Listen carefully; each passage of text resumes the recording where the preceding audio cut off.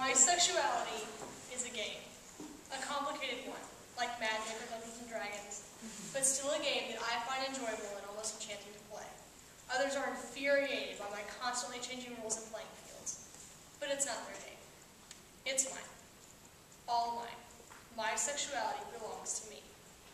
From age 11 to age 16, I was pronouncing myself as asexual. I had no sex drive, no desire to get one, nor desire to do anything more than kiss someone briefly on the mouth. I was perfectly happy this way, numb to emotions and completely turned off by anything even remotely sexual. Then, she happened. One day in chemistry class, a person walked by me and I glanced up, catching a glimpse of their clothing and haircut. I thought, new guy at school. That was until she opened her mouth. My jaw dropped, along with the rest of our small-town class, I'm sure, and we all stared at her. I knew she could feel us looking, but my eyes were back on my boat before she turned around. I'd never seen anyone like her, someone so androgynous. She was cute, as a man. Kind of an adolescent boy, like Justin Bieber. As a woman, well, she didn't really look like one, so it was kind of hard to imagine her that way. After the first class, I found myself showing off for her, displaying my intelligence and flimsy knowledge of chemistry with an obvious air of superiority, sarcastically snapping at other students and at questions I thought too stupid for an actual answer, stripping off my jacket in the dead of winter to flash small bits of skin here and there. Lucky me, this ridiculous display was a turn. Slowly, over the first few weeks of class, I found things that would catch her attention. Dropping my pencil or paper, playing with my hair, and such other things that she could see from where she sat a few rows behind me. During chemistry class, my partner and I finished our lab quickly. Soon set the standard for the order in which groups were finished, and I went over to mess with my friend. Soon, she joined in with me, and my friend, being a good sport, let it pass without incident. Near the end of the lab, we somehow got on the subject of lesbians. I knew what a lesbian was, of course. I wasn't quite that sheltered. I didn't think there was anything wrong with being a lesbian. I had just simply never encountered one myself. She then began to tell me that there were different types of lesbians. I was flabbergasted. Surely there wasn't more than 2 types. That was impossible. There had to be a male one and a female one, right? Right? Well, I was more wrong than I never thought possible. She defined 4 types of lesbians for me. The lipstick, the femme, the dyke, and the butch. Well, in my head, the butch-femme pairing was the norm. But I'd also seen the femme-femme pairings, like Ross's ex-wife and her new wife on the show Friends. I finally gathered up the courage, looked at her, and said, "Do you think I'm a lesbian?" With a straight face, she said no. I had no idea why, but I was a bit irritated by this simple response. I asked why, and she just shrugged and kept looking at her paper. Now, highly agitated, I folded my arms across my chest and asked, "Is that a challenge?" She laughed, looked directly at me, and said, "Sure." 3 weeks later, we were dating. The way I chose to tell my parents was unorthodox at best. I waited until both of them were home, sitting in their bed watching television.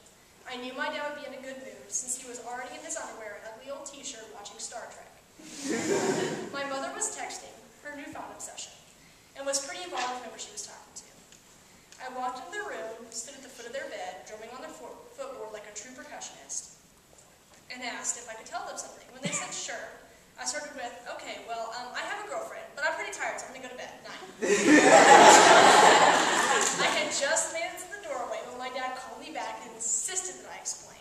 After I finished, he looked at my mother and rubbed his face. "Who did you tell?" he asked. I told him that I told my friends, and that they were all a little surprised, but excited.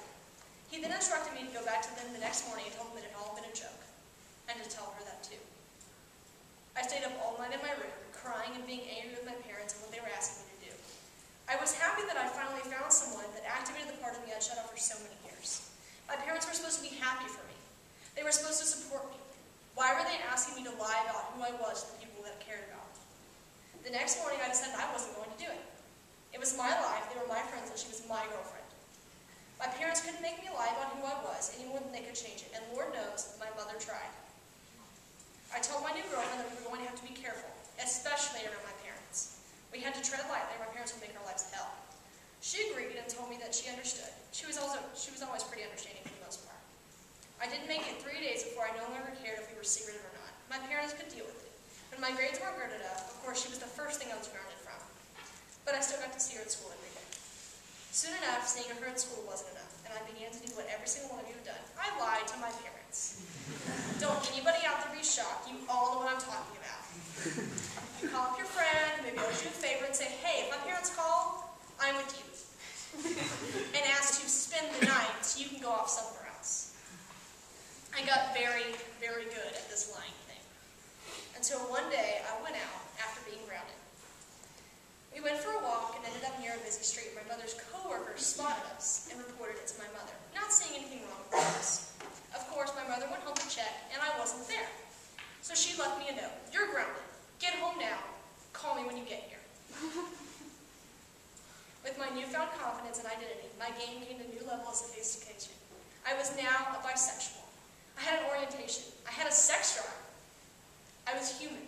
The realization was a relief on my end.